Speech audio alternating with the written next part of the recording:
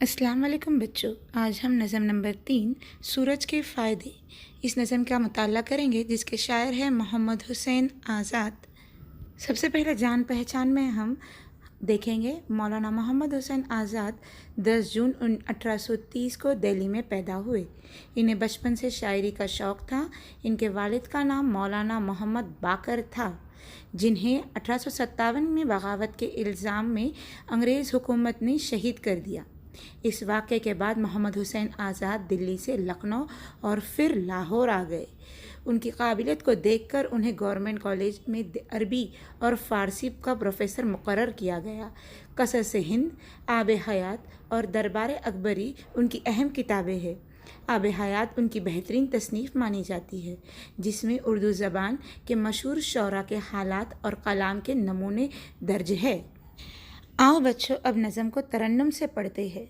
निकल आया सूरज बड़ी देर का, ज़रा आँख खोलो बहुत दिन चढ़ा। न सो अब नहीं है ये सोने का वक्त, उठो है ये मुँह हाथ धोने का वक्त। ये सुनते ही लड़का हुआ उठ खड़ा, वही हाथ मुँह धो के हाजिर हुआ। कहा बाप ने फिर बड़े प्यार से, सुनो आज सूरज के तुम फ़ायदे। ये दुनिया में करता बहुत काम है, बड़े हमको देता ये आराम है। ये निकले तो दे दिन हमें काम को, छुपे तो दे रात आराम को। ये करता है चारों तरफ रोशनी, नज़र जिससे आती है चीज़ें सभी। पड़ा करती है सर्दी जब ज़ोर की, तो ये धूप लगती है कैसी भली। गरीबों को सर्दी में भाती है ये, ठुठरने से इनको बचाती है ये।